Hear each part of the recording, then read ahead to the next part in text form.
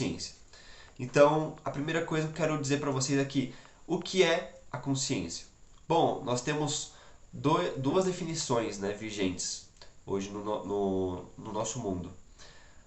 A primeira definição que nós temos é da física clássica, né, da ciência clássica. E como é que a ciência clássica define consciência?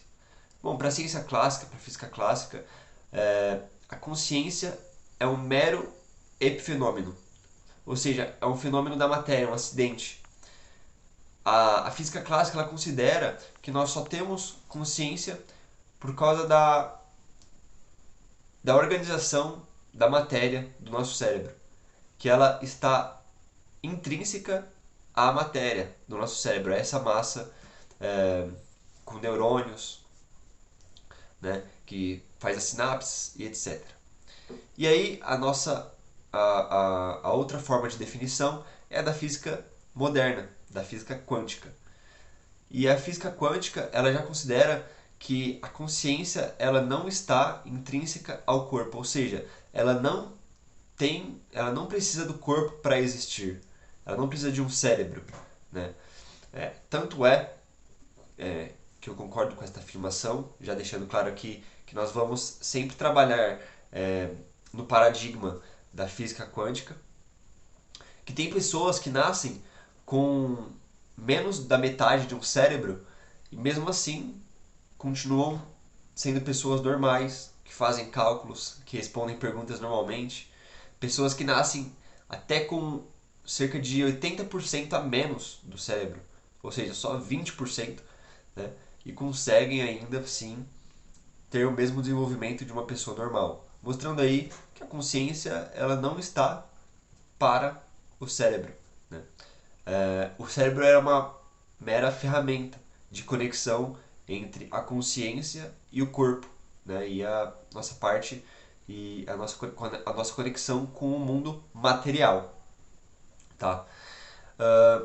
Uma coisa muito importante de se dizer é, bom, qual que é o fundamento disso? De dizer que a consciência não está intrínseca à, à matéria.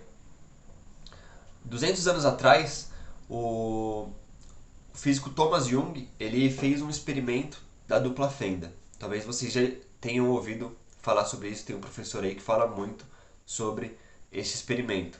E o que mostrou? Mostrou-nos que um elétron ele pode se comportar de duas formas, né? Ele pode se comportar como uma onda, que seria como a luz, ou ele pode se comportar como matéria, né? Que seria uma bolinha de partícula que fica girando lá em volta do átomo, que a gente pode medir, a gente pode calcular a posição dele. Já a onda, a gente não consegue calcular a posição deste elétron. Então, percebendo isto, um tempo depois, cerca de mais de 100 anos, um outro físico chamado Thomas Wheeler, ele propôs um experimento para verificar se esse elétron ele respondia a alterações, né, no projeto, no percurso que ele percorria, né, para poder realizar esses cálculos. E o que se verificou? Se verificou, falando aqui de forma muito simples, que o elétron respondia à vontade do observador, do experimentador. E aí, o que a gente pode concluir com isso? Que o elétron também tem consciência, né? O elétron também tem consciência, porque depois que ele já tinha passado por um obstáculo que seria o que mensuraria o resultado, os físicos, né, os experimentadores, eles alteravam esse obstáculo e ele respondia, né, após ele já ter passado a essa mudança do obstáculo. Então, sabendo disso, John Wheeler determinou então, né, ele falou que seria melhor chamar o observador ou experimentador de participante, já que a consciência dele alterava. O que mais nós temos em relação a isso? Um experimento posterior com um computador que marcava números binários 0 e 1, 0 e 1, que foi programado a princípio para marcar 50% zeros e 50% uns, foi colocado para ficar fazendo essas marcações e deixaram ele lá durante cerca de 6 a 8 meses, se não me engano. Tá? Se não me engano. E chegando no final desse período, chamaram uma pessoa qualquer e perguntaram assim: você quer que tenha mais zero ou quer que tenha mais uns? E a pessoa falou: eu quero que tenha mais zeros. E aí, quando foram lá e abriram o arquivo, tinha 59% de zeros e 59% de zeros e 41% de uns. E, bom, como que pode isso, né? A máquina estava calculada, ela estava programada para gerar 50% de cada um. Como que isso é possível? E aí a gente entra na questão do colapso da função de onda de Schrödinger, né? Que funciona da seguinte forma: um acontecimento ele só é gravado quando uma pessoa faz uma escolha, porque o universo ele fica num estado de infinitas possibilidades.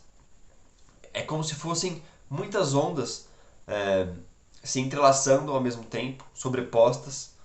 E aí, quando chega uma pessoa e define uma escolha, define um ponto, faz uma decisão, essas outras ondas, essa que ela fez a escolha se torna uma probabilidade. Então essas outras ficam no plano de fundo e essa que ela fez a escolha se torna uma escolha mais probabilística. Ou seja, ela tem muito mais probabilidade do que as outras de acontecerem a partir das decisões posteriores que essa pessoa vai tomar.